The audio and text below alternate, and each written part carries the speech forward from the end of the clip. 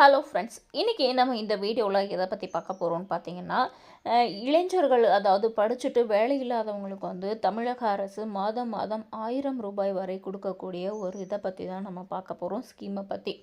அதில் எவ்வளோ படிச்சிருக்கணும், அதுக்கான தகுதிகள் என்ன, அதுக்கான ஃபார்ம்ஸ் வந்து நம்ம வந்து எப்படி அப்ளை பண்ணுறது அப்படின்ற மொத்த விவரத்தையும் இந்த வீடியோவில் ரொம்ப தெளிவாக நம்ம பார்க்கலாம்.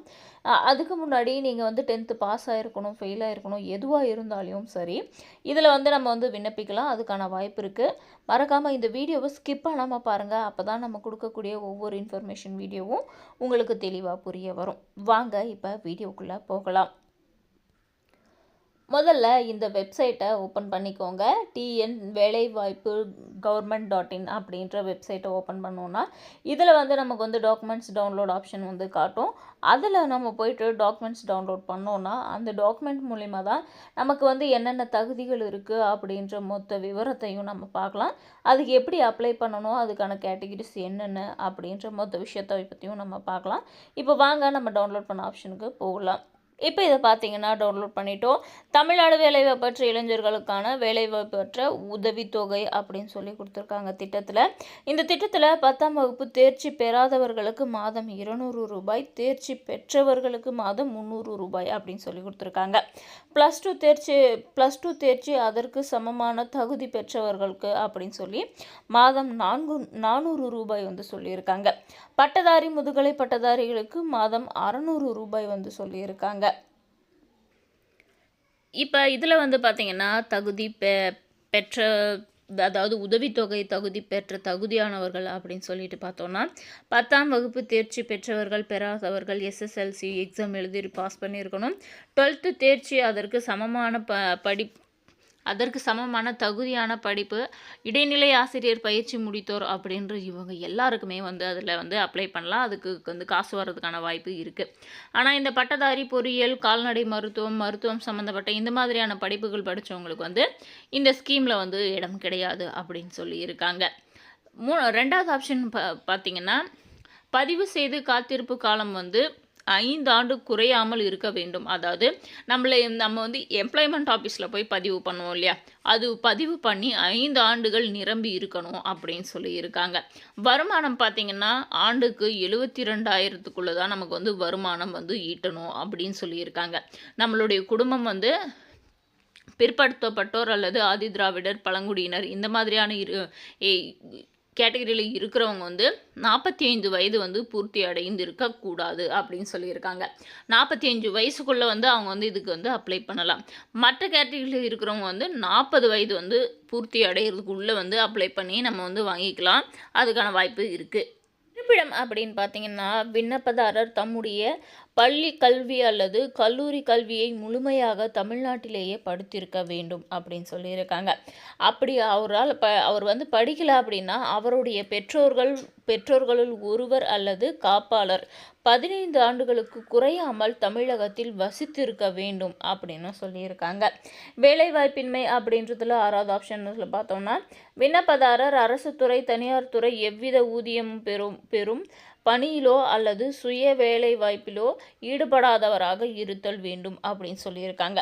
அவங்க வந்து அவங்களாவே தொழில் வந்து ஓனாக ஒன்று வச்சுருக்காங்க, இல்லை அவங்களுக்கு வந்து வேறு ஏதாச்சும் வழியிலேருந்து வந்து பண உதவி கிடச்சிட்ருக்கு அரசு வழியில் அப்படின்ற மாதிரி வேறு ஏதாச்சும் ஸ்கீமில் வந்து அவங்க அடையிருக்காங்க அப்படின்ற பட்சத்தில் இந்த மாதம் ரூபாய் 1000க்கு வந்து அவங்களுக்கு வந்து தகுதியானவர்கள் இல்லை அப்படின்ற மாதிரி கொடுத்துருக்காங்க.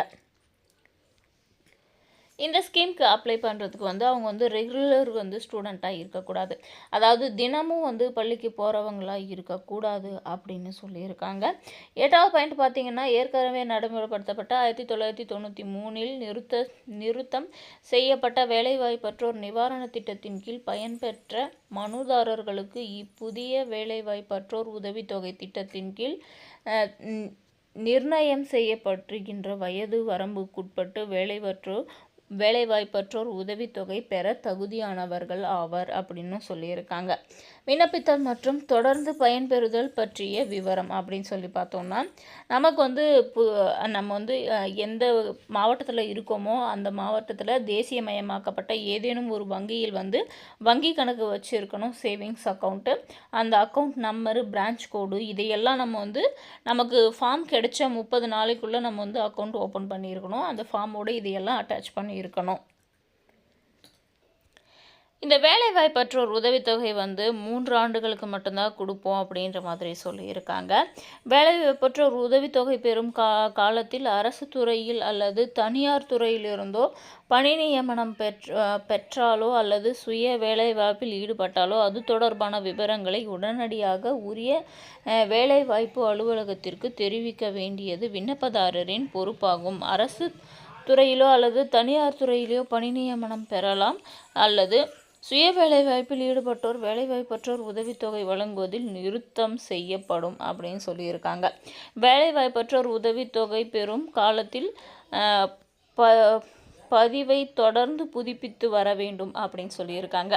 நம்ம வேலைவாய்ப்பற்றோர் உதவித்தொகை வாங்கிட்டுருக்கோம் அப்படின்ற பட்சத்தில் நம்ம வந்து அப்பப்போ நம்ம வந்து வேலை இல்லாமல் தான் இருக்கோம் அப்படின்றத அப்பப்போ நம்ம வந்து இந்த ஃபார்ம் வந்து ஃபில் பண்ணிகிட்டே இருக்கணும் அப்படின்ற மாதிரி சொல்லியிருக்காங்க. உண்மைக்கு மாறான விவரங்களை அளித்து உதவித்தொகை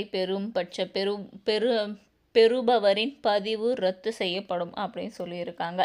வேலைவாய்ப்பற்றோர் உதவித்தொகையினால் வங்கியினால் தங்களது பரிந்துரை வாய்ப்பு பறிபோகும் என